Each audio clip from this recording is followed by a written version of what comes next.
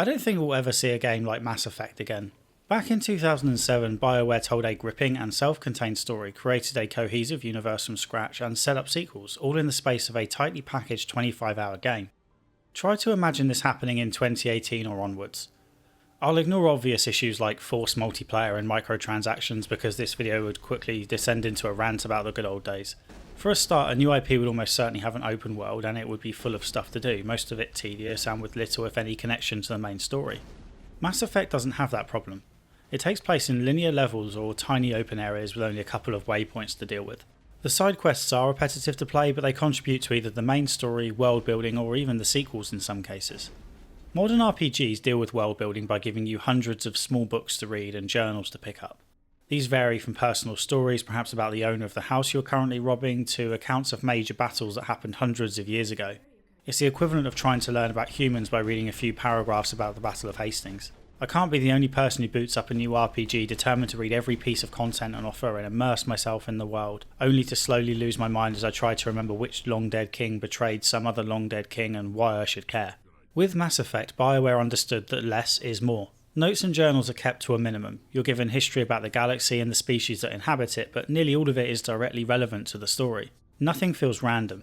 You're told about the Krogan genophage for a reason. You're told about the creation of Geth because it plays a huge role in what happens.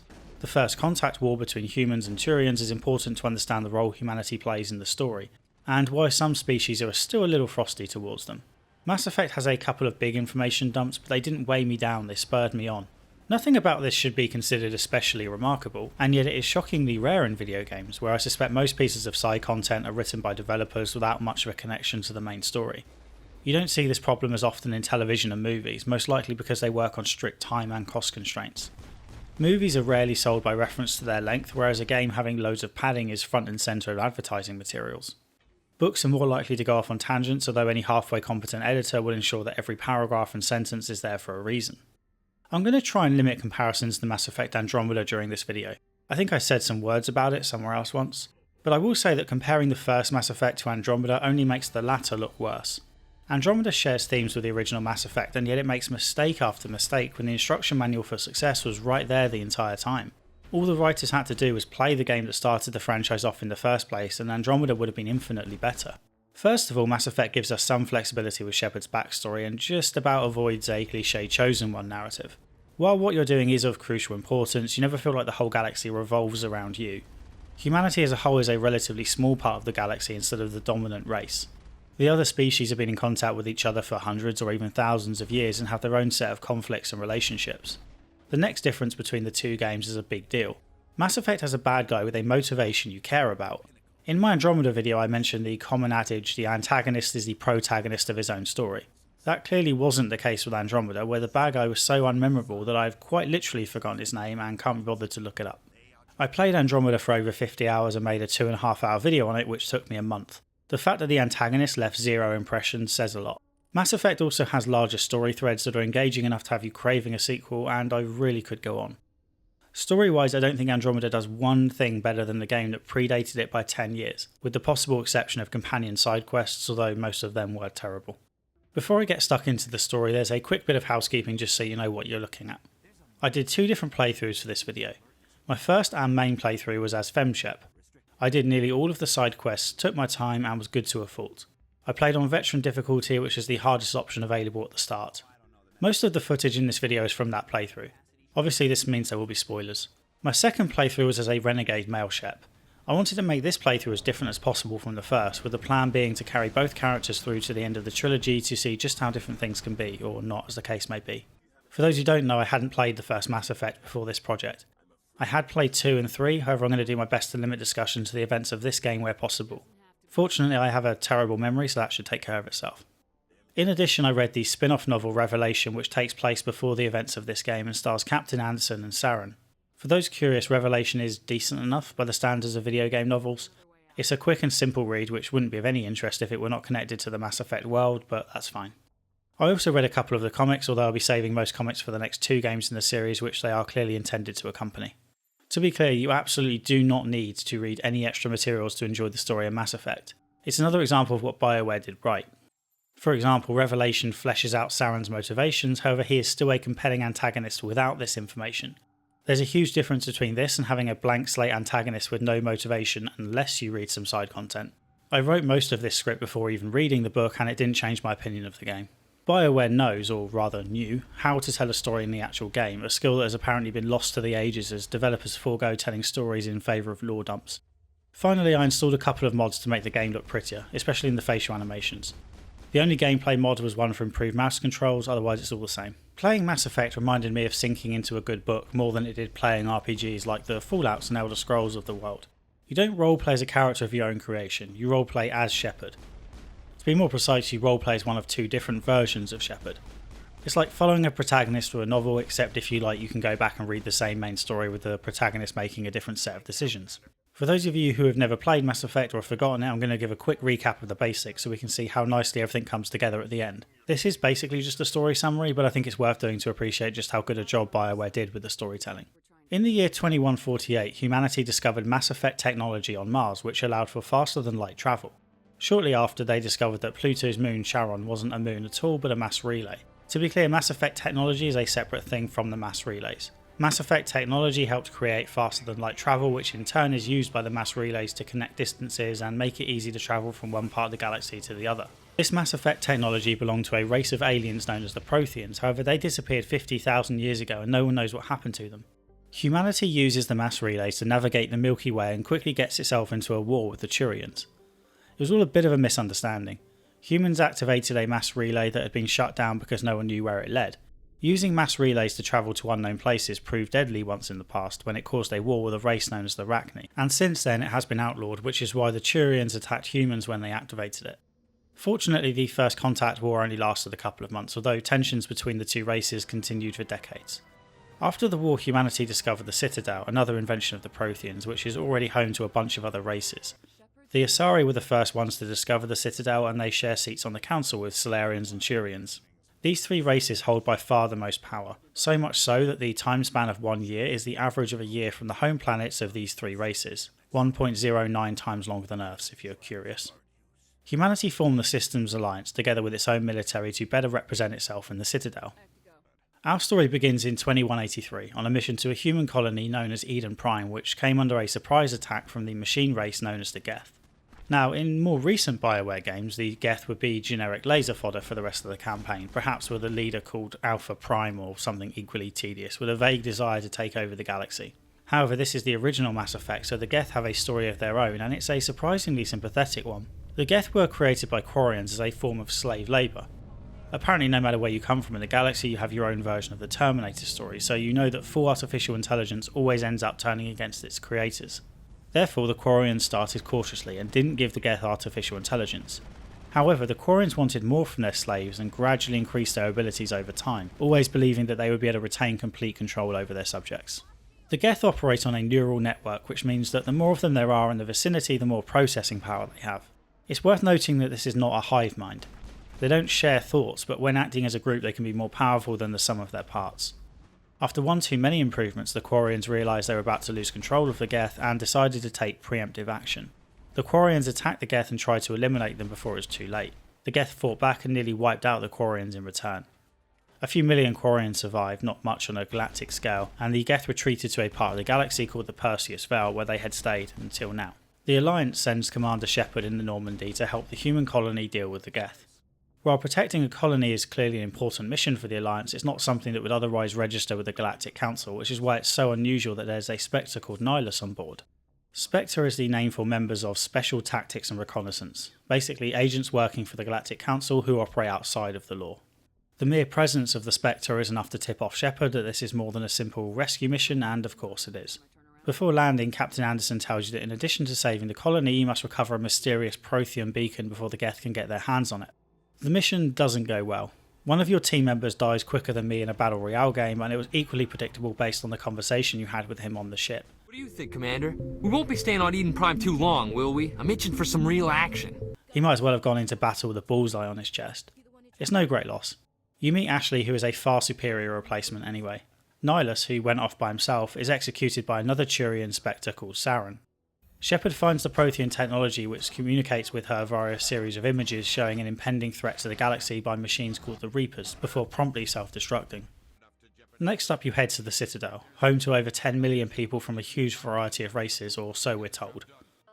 It never really feels that way of course, but we can use our imaginations. We visit the Presidium, which is effectively the government with the council and embassies, and can also explore the wards, a slightly grungier area of markets, nightclubs and military academies. You meet up with Rex, a Krogan, and Garius, a Turian, who quickly join your squad. Your job is to prove that Saren executed Nihilus and betrayed the council, which means lots of wandering around and talking to people until you stumble into Tali, who happens to be carrying an incriminating recording of Saren and a woman called Matriarch Benezia. One of the comics tells the story of how Tali came by this information and made it to the Citadel, but it doesn't tell you anything you don't already know from the game. She was on a pilgrimage, a rite of passage among the Quarians, and stumbled upon a dead Geth. She was able to salvage the recording and make it to the Citadel just in time. The comic serves as an excellent example of how you can fill pages with pictures and words without really saying anything. And yes, I am aware that similar criticism could be applied to my videos. Dumping the player on the Citadel for a couple of hours and leaving them to deal with interplanetary politics was a brave decision for BioWare to make, but it absolutely works. The pace comes to a grinding halt in the best way possible. The prologue might have given you the wrong idea about what sort of game Mass Effect was. The Citadel reminds you that Mass Effect is as much about conversations as it is shooting. You can partake in a bit of combat here, but many of the quests are about conversing with the right people or talking potential opponents out of fighting in the first place. Most importantly, the Citadel provides another lesson in humanity's insignificance. I spent hours here just wandering around learning about other races, some of which are major players while others are relatively insignificant. Notably, you get your first interaction with the Asari, an asexual race despite their obvious female appearance and pronouns. The Asari are a pragmatic bunch with long lifespans and a huge role in galactic politics. In the Redemption novel, Captain Anderson notes how strange he finds it that they are so dominant in politics while also being content to dance seductively on stage for the pleasure of others. The Asari certainly have some unusual viewpoints when it comes to procreation. Mating with your own species is actually frowned upon because it's seen as more beneficial to pass on new genetic benefits from other species to make stronger Asari. There's also the Volus, a race of small creatures who always wear masks due to the atmospheric difference between the Citadel and their home planet. The first one you meet, Din Korlak, the Volus ambassador on the Citadel, isn't too fond of humans. As far as he's concerned, humans were given an embassy on the Citadel way too soon, and he's annoyed that they seem to have jumped ahead of the Volus in the race to a council seat. Best of all are the Elcor, who speak in such a monotone voice that they have to start each sentence with their intended tone of voice to make sure that the speaker doesn't accidentally misunderstand or take offence. Tell me more about your species. Genuine enthusiasm. I delight in telling the history of my people. It is agreeable to share our culture with others. The Hanar are the only species that feel completely out of place, although that's likely just because they aren't bipedal. I have a hard time imagining these floating jellyfish making it into space to find the Citadel in the first place, but maybe that's my own prejudice. Then there's the mysterious Keepers. None of the species on board the Citadel can keep the place running. Fortunately, the Protheans left behind these weird creatures to look after the place. You're not allowed to communicate with them, they just get on with their jobs. It's more than a little scary to think that the lives of over 10 million people are in the hands of Keepers doing whatever the hell they're doing. You might also meet Bar Levon, a Volus who works for an individual known as the Shadow Broker, a dealer of information. This individual, or as Bar Levon suspects, a group of individuals, don't play a big part in this story, but they certainly play a bigger role later on. After convincing the council of Saren's guilt, you're promoted to Spectre and given the job of tracking him down via 3 missions that you can complete in any order. You can rescue Matriarch Benezia's daughter, Liara, who is on a dig site studying Prothean tech, go and chase down Benezia herself on Noveria, or go to Feros where Saren is attacking with his Geth. After completing 2 of these quests, you're also asked to go to Vermeer. Regardless of the order you pick, you'll have to do all 4 to progress. The promotion to Spectre does feel a touch abrupt, but we know that Shepard has a successful military history, and being humanity's only Spectre is a reminder that humans are a small part of the galaxy. During the first 3 missions, you rescue Liara, fight Benezia, who is under Saren's control, and discover that Saren is after a Prothean artifact called the Conduit. There's a lot going on in these missions, but I'll discuss that in more detail when getting into the Paragon and Renegade systems. The information dumps come thick and fast from here on out. This is where I began to fully appreciate just what BioWare had created. On Vermeer, you talk with an artificial intelligence called Sovereign. It's usually a sign of bad writing or all the huge plot points are dumped on you one after the other via a static conversation. Prevailing wisdom is that slow scenes such as this one ruin the pacing and risk losing the audience. That's probably true in film and to an extent television, but as I said earlier, Mass Effect is much more like a book. You can slow things down and take your time where necessary. This conversation with Sovereign had me gripped from beginning to end, even as someone who'd already played the sequels and therefore knew the gist of this information already. The big reveals drop one after the other. Shepard recognises Sovereign from her visions, but mistakenly believed it to be a Reaper ship when it is actually a Reaper itself. The Reapers are a race of machines that hibernate in dark space, which I think is just a reference to uncharted space outside of the Milky Way. Every 50,000 years the Reapers wake from hibernation and set about clearing the galaxy of all intelligent life. It turns out it was the Reapers, not the Protheans, who created the mass relays and the Citadel. The Reapers provide the tools for civilizations to advance and spread across the galaxy and then wipe them out when they deem suitable. As I mentioned, antagonists without their own interesting stories can be dull, but the Reapers are a little different. Reapers are machines. Sovereign describes them as infinite. They have no concept of time or mercy. We have no beginning. We have no end. We are infinite. Millions of years after your civilization has been eradicated and forgotten, we will endure. Every 50,000 years they will wipe out all advanced life, and as you may have noticed, the Protheans were wiped out 50,000 years ago. Humanity's time is almost up. Sauron is working for Sovereign in the belief that the Reapers will let him survive the destruction of all life in the Milky Way. He figures it's better to surrender to them than just die. It's fairly obvious the Reapers won't keep to the bargain, and in Sauron's defence he is being subtly mind-controlled by Sovereign. As for the Geth, they are working for Sauron because they worship Sovereign. Sovereign is the ultimate AI, so it's understandable that the Geth would see it as a god. This is one of the little touches that I love about Mass Effect's story and world building. We weren't told about the creation of the Geth for no reason. It wasn't just a conversation we had to pass the time on the Normandy. The Geth's creation explains why they would work for Sauron and Sovereign, which elevates them beyond many other generic bad guys. Sovereign's job is to keep an eye on the galaxy and initiate the wake-up call to the Reapers in dark space. This is achieved by sending a signal to the Citadel, which then communicates with the Keepers, who it turns out are working for the Reapers, not the Protheans. The Citadel is actually one large mass relay itself, so the Keepers can open the door and let the Reapers flood in. Something went wrong and Sovereign's message didn't go through as planned. The next mission is the race to the conduit on Ilos. Shepard is diverted by another virtual intelligence, this time of Prothean making. The VI, which calls itself Vigil, confirms that the Protheans did indeed go extinct at the hands of the Reapers. It took decades, but there was nothing they could do to fight back. On Ilos they went into stasis until the Reapers left the galaxy. On being awakened, the Protheans used the conduit, which is essentially a miniature mass relay, to connect with a secret backdoor in the Citadel, which, in a stroke of absolute genius, is a small replica of a mass relay that everyone assumed was a work of art. I'm a sucker for those "it was right there all along" moments, so this was really cool. Once on the Citadel, the Protheans were able to change the message sent to the Keepers to stop them from awakening the Reapers. This is why Sovereign's message failed. The Protheans did this knowing it was too late to save themselves, but hoping it would break the cycle for those who came next. You then chase Sauron through the conduit and catch up with him on the Citadel.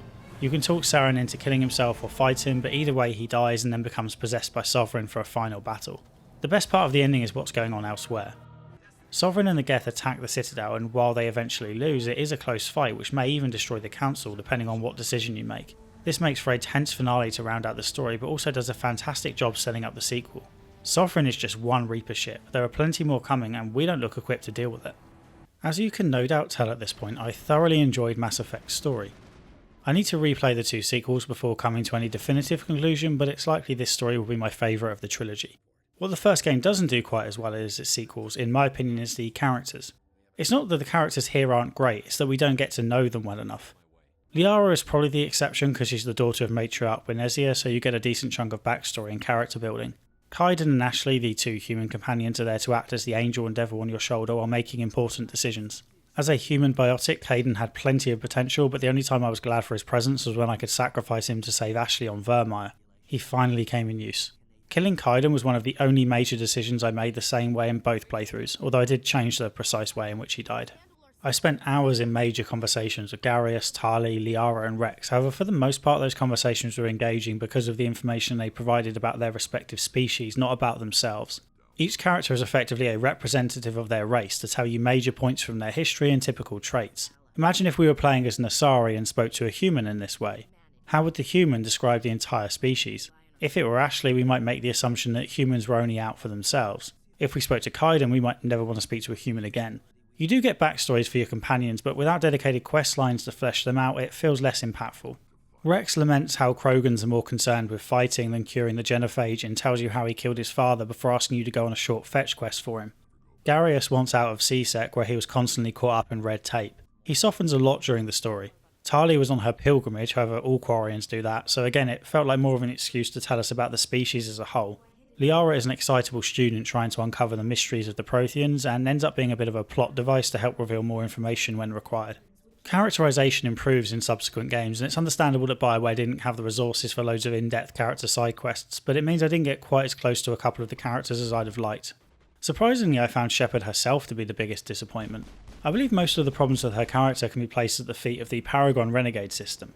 Conversations in Mass Effect use the now infamous dialogue wheel. You typically have 3 choices of responses on the right hand side. Choosing the top one is the Paragon response, which means it's morally right and politer than a British person during afternoon tea. The bottom response is rude or combative depending on the circumstances.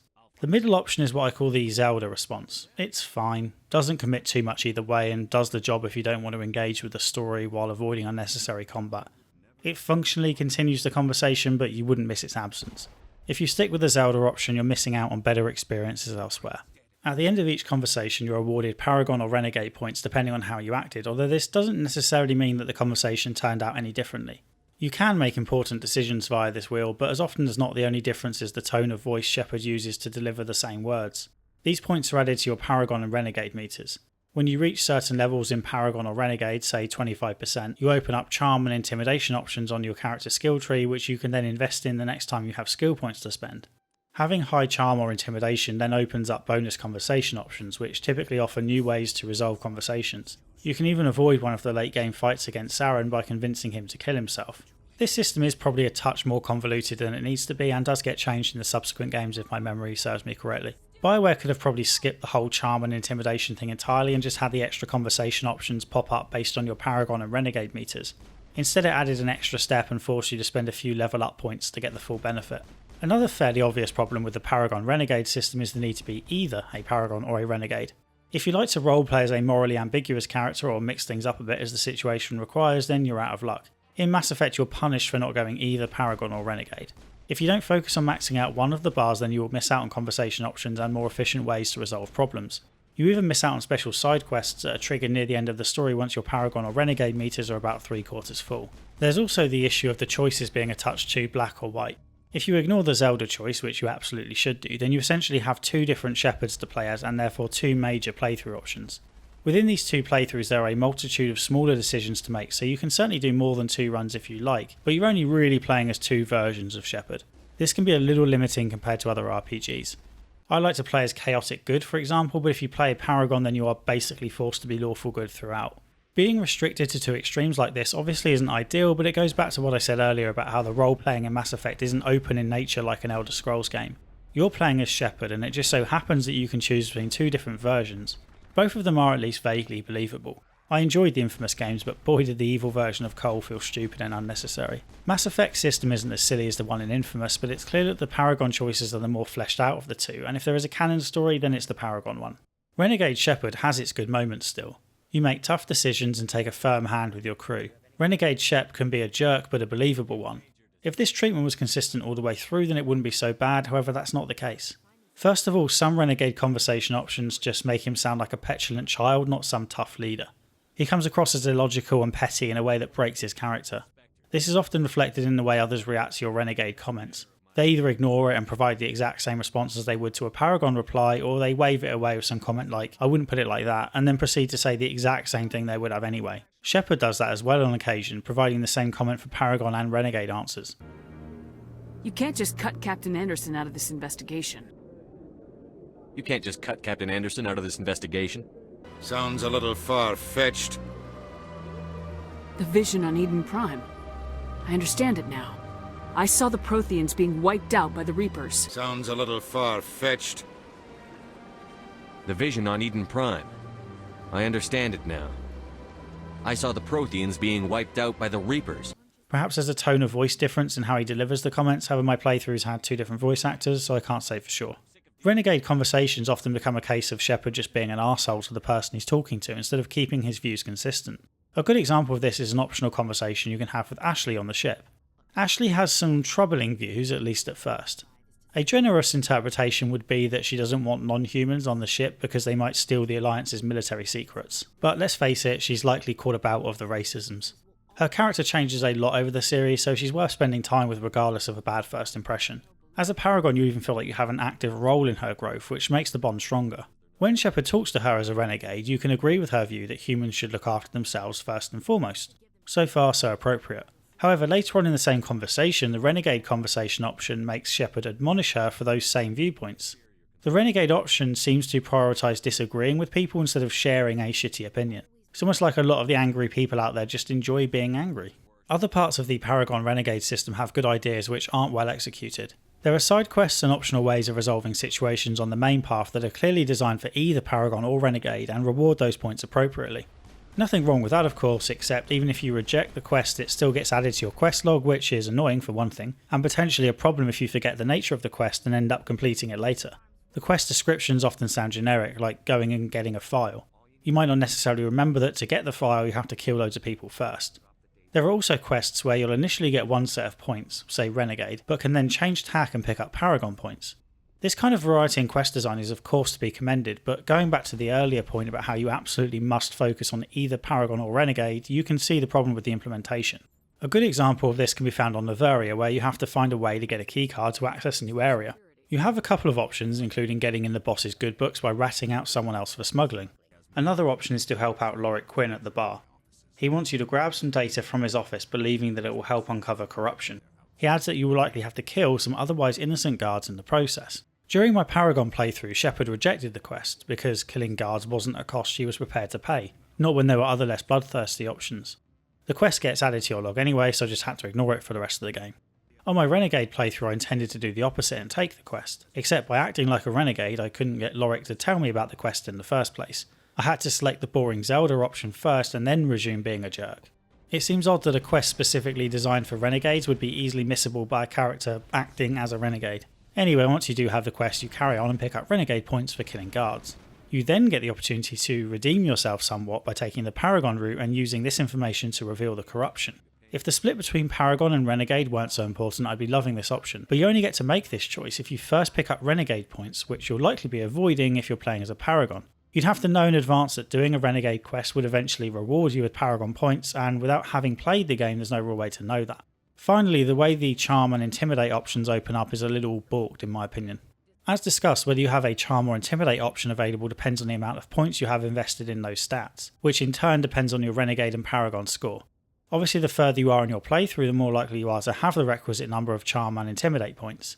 This is an issue with those first 3 missions that you can do in any order. Story wise you're best off collecting Liara first, as you know she might be able to help you deal with Matriarch Benezia on Noveria. While you have a free choice between Noveria and Feros, the Charm and Intimidation options that appear during those quests clearly suggest you're supposed to do Noveria before Feros. Noveria has the aforementioned quest where you help out Lorik.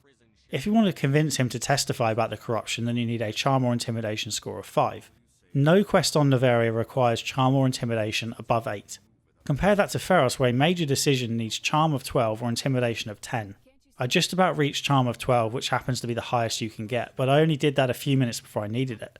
On my Renegade run I didn't have enough information to activate the Intimidation option because I did the quests in the other order. Another quirk is that a Paragon's Charm options are always the best options to select to earn you more Paragon points. It's a nice consistent loop. You earn Paragon points, unlock Charm Conversation options, use those options and unlock more Paragon points than you would have otherwise, which in turn gets you more Charm Conversation options. Compare that to Renegade, where many of the Intimidation options you unlock are actually worse in the long run when it comes to building up more Renegade points. Take the situation with Rex on Vermeer. This is one of the more extreme choices you can make in the game. If you talk to Rex on the Normandy, he'll tell you about the Krogan genophage. The genophage is the name given to a plague created by the Salarians and distributed by the Turians during the Krogan rebellion. The plague causes most Krogan young to be stillborn, which will eventually lead to the extinction of the species. Sauron happens to have developed a cure for the genophage and is using it to create a Krogan army. An army of Krogan would be nigh on unstoppable, so you need to effectively destroy the cure while attacking the base. As you can imagine, Rex isn't too keen on this. Playing as a Paragon you can easily talk him around, however your Renegade options are a little more extreme. The default Renegade option is to execute Rex in full view of your crew, which nets you a huge 25 Renegade points and no one else bats an eyelid. However, if you've unlocked the Intimidation ability you can talk Rex down, but doing so only nets you 9 Renegade points. The Intimidation option is a reward in that it lets you keep Rex alive while still offering some benefit, however you risk not having enough Intimidation points to later talk Sauron into executing himself at the end of the game. After completing my Renegade playthrough I couldn't help but feel that it's the clearly inferior way of playing compared to Paragon. My Paragon playthrough let me develop a consistent version of Shepard's character. It was usually clear which quests I shouldn't do and it's generally fairly easy to avoid Renegade points. That said, I picked up a few just from my choice of background, which was a little weird. Certain selections, like being a sole survivor, make you more likely to be a renegade apparently. The decision right at the end of the game is also a little odd. I chose to save loads of humans over protecting the council, which seemed like the decent thing to do, but that is actually the renegade option. Apparently protecting the political elite is the moral thing to do in this world. To defend this, it does make more sense later because Renegade Shep can use the destruction of the council to advance the Alliance cause. Compare all that to my Renegade playthrough where Shepard's character bounces from strict to arsehole to petulant child on a regular basis. It was a constant struggle to avoid picking up Paragon points while also accepting quests which were necessary for XP. Some missions involve destroying communication satellites, but doing this gives you Paragon points, even though you're only doing it for the good of the mission. Combined with the many ways other characters just gloss over your Renegade comments, and too many of the choices feel like they're just there for the sake of it. Most choices, but not all. You can still make some absolutely huge decisions, which is why I'm going to keep multiple playthroughs running in this series. My Renegade executed Rex in cold blood, didn't save the Galactic Council and picked Udina for the Council instead of Anderson. These major choices should have huge ripple effects throughout the series, and yet I can't help but think of Renegade Shepard as the inferior version, and I found it much harder to be immersed in him as a character. To round off on a positive, not all the decisions are quite as extreme as executing a teammate. While on the Varia, you have the option to free a Rachni queen or kill it. Rachni were thought to be extinct after the Rachni Wars a few thousand years ago, which threatened to wipe out most other races in the galaxy. The queen asks you to let her live and promises that there will be no more conflict. Paragon Shep can let her live, much to Ashley's annoyance, and Renegade Shep can kill her. The choice isn't quite as obvious as it sounds. The Rachni were only stopped in the last war thanks to the Krogans, and since then the Genophage has drastically reduced their numbers. If you make the wrong call, then you genuinely put the galaxy at risk. Of course, we know that's unlikely to happen in a game, but the decision to kill the Queen was rational enough that it didn't feel inconsistent with my Renegade Shep. Similarly, when leaving Feros, the human colony there starts to attack you because they're being controlled. You're given the option to use poison grenades to put them to sleep and avoid killing them, but if you want to rack up loads of Renegade points, then you should kill them outright. The grenades are fairly easy to use, however you don't have many, and given that the humans were shooting at me, it didn't feel completely inappropriate to kill them in the name of saving the galaxy from a wider threat. The choices could certainly have been improved, however overall I'd say there were enough good ones to make 2 playthroughs worthwhile. I heard all about Mass Effect's supposedly terrible combat system long before playing. It didn't exactly set the world on fire back in 2007, and having subsequently played the 2 sequels and Andromeda, I went in with incredibly low expectations. However, the internet has been known to exaggerate things once in a while, so I did my best to keep an open mind. Besides, I never expect much with regards to combat in story-heavy RPGs. It's why I'm always mystified when people describe the combat in The Witcher 3 as bad. I mean, it's certainly not great and the harder difficulties show up its deficiencies, but I'm not playing The Witcher to get an experience akin to a Soulsborne game. When I'm playing an RPG, I want the combat to serve the narrative and keep me immersed in the story. It can't be so bad that it constantly frustrates or breaks the experience, but it doesn't need to be so great that it becomes the reason I play the game in the first place. This sounds a lot like I'm making excuses for RPGs and begs the question of how much we should take expectations into account when judging a product. One point I see raised again and again when people bang on about a desire for objective reviews is judge the game for what it is, not what you want it to be. As with most discussion around objective reviews, it's largely nonsense and is only raised to defend games from criticism. A classic case is with remasters of old games like 2017's Crash Bandicoot Insane trilogy. A lot of people genuinely believed it should have been given a near perfect score because it's a high quality reboot of an old game, and that any criticisms related to the actual experience of playing a Crash Bandicoot game in 2017 were irrelevant. After all, nothing can be done about the quality of the originals. It's just trying to be a remake and it does this well. Following this logic presumably means that a perfect remake of Superman 64 is a 10 out of 10. I mention that argument to point out my own hypocrisy when I suggest giving RPGs an easy ride when it comes to combat, because that's not what they're meant to be about. Following that logic, you could say that Andromeda is a good game so long as you go into it expecting a wet turd of a story, cardboard cutout characters, terrible glitches and boring quest design. After all, the combat meets expectations, so therefore it's a good game, right? What we expect from games will partly define our experience, and the sooner we accept that, the sooner we can try to understand why.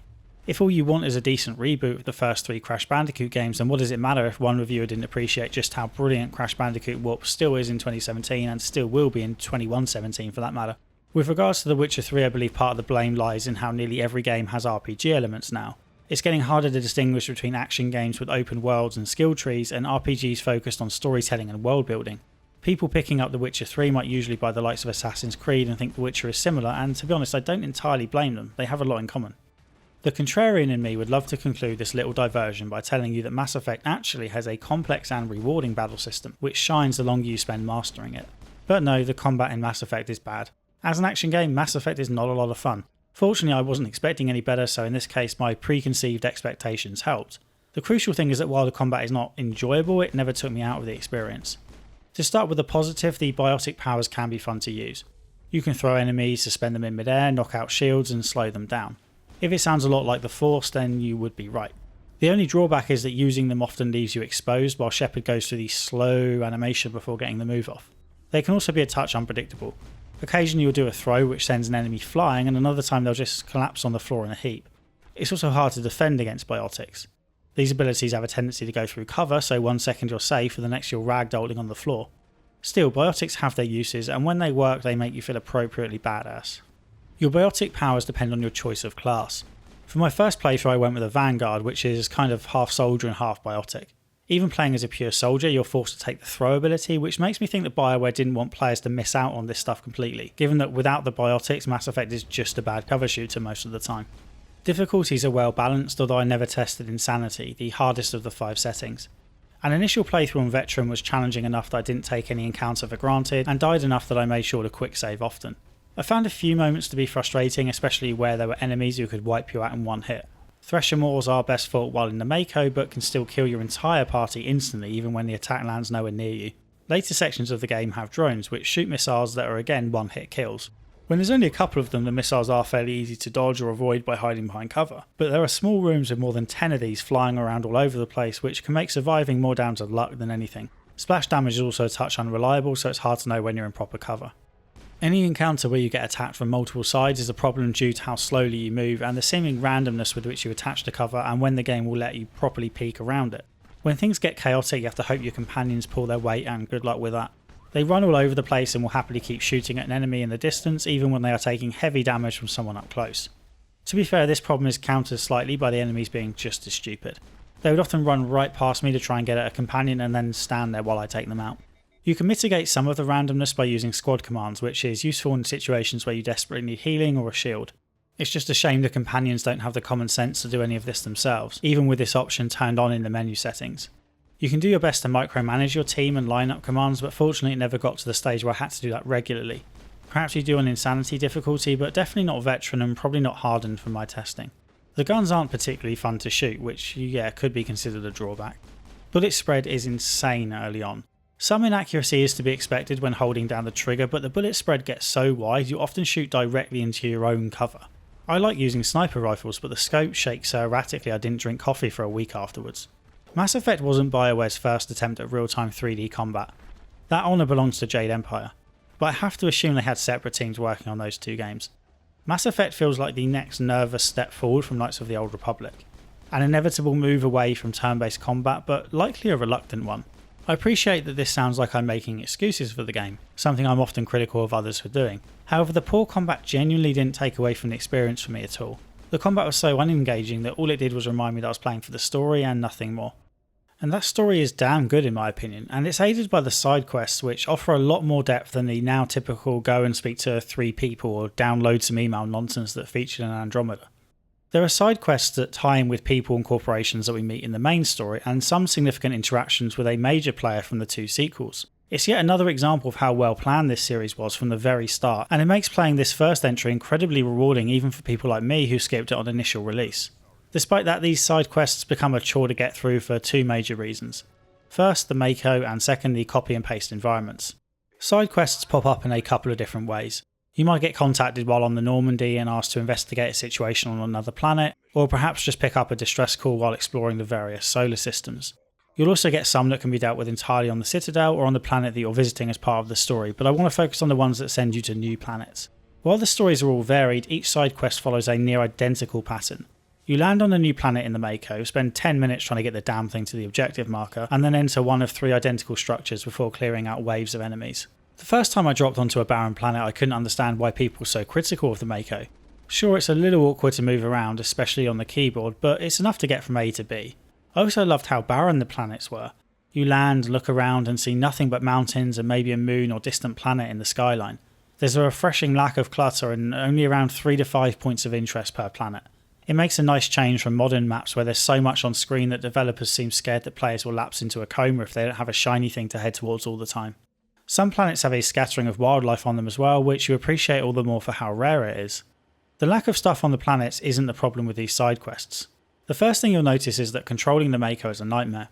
Or more precisely, controlling the Mako on any land that isn't perfectly flat is a nightmare, which in the case of Mass Effect's planets is nearly all of it. When you're on planets for story missions, you will typically follow a clearly defined path, and while the Mako still has a tendency to get stuck on objects occasionally, it's bearable. Compare that to the Sidequest planets, which have seemingly no effort put into their design at all. They look like they were randomly generated in a failed attempt at developing a game like No Man's Sky for the N64. Everywhere you look, there's huge mountains made from a random mishmash of polygons. I initially assumed these mountains represented the edge of the map and were a somewhat lazy but acceptable way to stop the player going outside the designated zone. However, you actually have to cross these mountains to get to where you need to go. They look impassable at times, however the Mako can go up nearly every slope, so you'll make it eventually. It's certainly not fun though. Combat while in the Mako is fairly janky and yet strangely enjoyable. You get taken out quickly on the harder difficulty settings, so you can't just charge in and soak up damage. Instead, the best method is to hang back and shoot from afar while dodging the missiles that come at you. The Mako isn't particularly fast, but the missiles move slower than a Comcast internet connection, so you can just move around and watch them glide past. There are some issues with enemies not popping into view until you get close enough, however I found that if I fired in the direction of enemies I would still get hits even if I couldn't see them. Once you arrive at the destination you'll enter one of 3 facility types, each as dull as the other. There's a cave system and 2 slightly different prefab facilities. All 3 are just a collection of a couple of rooms with some bad guys to fight and maybe a mini boss or NPC at the end to resolve the storyline. Often you'll have to go to multiple locations on each planet to complete the quest.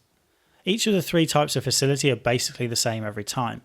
Some crates get moved around, but all the doors are in the same place and lead to the same room types. There are no discernible differences in colour palette either, so you'd be forgiven for thinking you were returning to an area you'd already explored. Some repetition is perhaps expected. You could argue that if humans were setting up bases on colonies, they would use similar materials, but couldn't the room placement be mixed up a bit? And it's unlikely that underground caves would be built the same way each time. It quickly becomes apparent that the side quests were done on the cheap. Even putting the repeating environments to one side, there's also an over-reliance on text pop-ups to explain what's going on instead of conversations with NPCs or cutscenes. It's a little disheartening when your reward for completing a side quest is a short paragraph of text describing something that would be spectacular if you could see it. This is a real shame because the side quests contain some noteworthy content. There's another quest involving Exogeny, one of the large corporations that runs human colonies that we meet in the main quest. Exogeny was trying to create a slave army of Thorians which didn't go to plan. Corporations have played a huge part in the spread of humanity throughout the galaxy, with many of the colonies run by corporations that focus on profits over human life. Hard to imagine such a thing, isn't it? Another major player is an organisation called Cerberus, which at this stage doesn't stand out all that much from the other faceless entities, although we know that will change soon. You first discover Cerberus after investigating a distress call. Cerberus lured some marines into the lair of a Thresher Maw and then kidnapped and killed a rear admiral after he got a little too close to the covert group. If you have the DLC, you can stop the Batarians from sending an asteroid straight into a human colony, potentially killing billions of people. The Batarians are one of the many minor races that don't play a huge part in proceedings, but they are around to make the galaxy feel even more populated and contribute to the overall insignificance of humanity. The Revelation novel features Batarians in a larger role if you're interested in reading more about them. They're another species that has a bit of a grudge against humanity for being too quick to expand and seek power. One easily missable side quest contains a fairly major story revelation told simply through a text pop-up. First you need to complete a side quest on the Citadel for the Asari consort. She then gives you a mysterious device which you can place in a piece of Prothean technology on another planet. A text pop-up tells you that 50,000 years ago, before they disappeared, Protheans were watching over early humans but decided they were too primitive to contact at this stage. As far as I can tell, this is the only mention that Protheans discovered humanity in the entire game or the books and comics that I read. It seems like a fairly big deal to me. This also means the Reapers would have known about early humans and decided not to wipe them out because they weren't deemed intelligent. Kinda makes you wonder whether humanity is still safe from the Reaper threat and can just sit this one out. Another important side quest is a visit to Earth's own moon where a VI has gone rogue. Completing the moon quest grants Shepard a specialisation ability. I've no idea why this is tied to a random side quest, but it's worth doing anyway. The VI's last message is in ASCII and translates to help. And yes, I did have to look that up. Unlike artificial intelligence, virtual intelligence shouldn't be able to achieve sentience, which means that someone was likely experimenting with this VI. That's hardly unprecedented. After the Quarian War with the Geth, the Galactic Council banned all AI research, however the Alliance continued doing it anyway, which forms the basis of the Revelation novel. All in all, the side quests were cheaply made, but not without love. As a result, they can be a bit of a chore to play, but the reward is often worth it. I really enjoyed Mass Effect and intended this video to be a bit of a celebration of an excellent game that still holds up 11 years after its release. As I started outlining this script, I realised there were huge parts of the game that were either middling or flat out terrible. The implementation of the Paragon Renegade system is disappointing, which mitigates a huge part of the role-playing aspect, and the characters serve more as information repositories for their species than they do personalities. The combat is genuinely terrible, and the side quests take place in copy and paste environments. Inventory management is dreadful, makes selling and buying new items a chore. Those are some substantial flaws, and yet I still highly recommend playing Mass Effect. The story and world building are strong enough to have me overlooking all those flaws. Nearly everything was designed as part of a collective. In many modern games you feel like side quests and even main quests sometimes are simply left to developers to implement some basic go here, go there structure, with little thought for how it fits into the whole. In Mass Effect it feels like an actual writer contributed to all the side quests before asking a developer to implement them. Before playing Mass Effect I had no intention of reading the associated books and comics. I've had some bad experiences with licensed spin-off books in the past when they were frankly absolute garbage. Even when the books themselves are halfway decently written, I don't find this sort of side content adds all that much. For example, I've read a lot of the new Star Wars novels that are officially canon, and it's remarkable how little interesting information is contained in them. That's not to say the stories are always bad, just that they don't add quite as much as you'd hope because they can never step on the toes of the major form of media, which in that case is the movies. None of the new canon Star Wars books comes close to being as interesting as, say, Darth Plagueis, for example. After completing my first playthrough, I had a quick look at the book summary and realised I wanted to know more about the history between Captain Anderson and Saren. I ruled the comics out though, I wasn't going to go that far. Well, there were a couple of comic stories that sounded intriguing, so I started to list the ones I wanted to read, and eventually I just bought the whole lot. Regardless of what happens in the next two games, Mass Effect brilliantly establishes an entire galaxy of races, with complex histories and a scattering of interplanetary politics. You're given enough information to care, but not so much that you start skimming it or skipping it entirely. The first Mass Effect game I played was 2 because I didn't have a PC or Xbox. If I recall correctly, the sequel does a good enough job of catching you up on those major events, but the short summaries fail to do justice to Mass Effect's quality storytelling, in the same way my own summary at the beginning of this video didn't. If you skipped Mass Effect back in 2007, I highly recommend playing it now. I gave Andromeda a hard time for all its bugs, so to be fair I will point out that Mass Effect has a fair few of its own. It's also impossible to avoid how cheaply produced this was compared to subsequent games. In addition to the bugs and other niggles I've mentioned, the cutscene transitions are often incredibly jarring and it often feels like scenes have been cut down or removed completely. On the other hand, the hacking minigame is actually fun. Okay, as for future content on this channel, the current plan is for 2 videos in October. A short one on Siege of Dragonspear and a longer one on Planescape Torment. I may also start doing a few shorter video reviews. I review games to my website anyway, so it wouldn't be too much work to make a short video review to go alongside it. I hope that won't be too annoying for those of you who only like the longer content. It really does seem a bit silly not to put some of these reviews on the channel, bearing in mind most of the work is already done. The Mass Effect 2 video should be in either November or December. You'd be doing me a huge favour if you could give this video a thumbs up and subscribe to the channel if you haven't already. You'd be doing me an even bigger favour if you were to contribute $1 to my Patreon, which gets you into the credits you can see on screen now. As you might already know, YouTube ad income is not great and it's ridiculously unstable. I disclose my income on my website, there's a link in the description, so you can see just how bad it is for yourself. I also stream on Twitch about 5 times a week. Early October's stream will be Assassin's Creed Odyssey. I might try and slip in Guacamelee 2 as well before Red Dead Redemption 2 at the end of October. Please do come by if you get the chance. There's also a Discord now because that's something YouTubers do these days. And that is about it from me.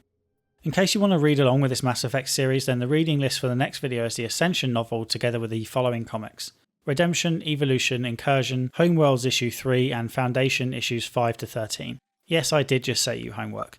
Please let me know in the comments if you recommend any other changes to this planned reading list. The books Retribution and Deception together with a couple of comics are being saved for Mass Effect 3. Also, for the sake of my analytics and to prove you've listened all the way through to the end, drop a comment and let me know, I don't know, the name of your first pet and your mother's maiden name. Okay, cheers.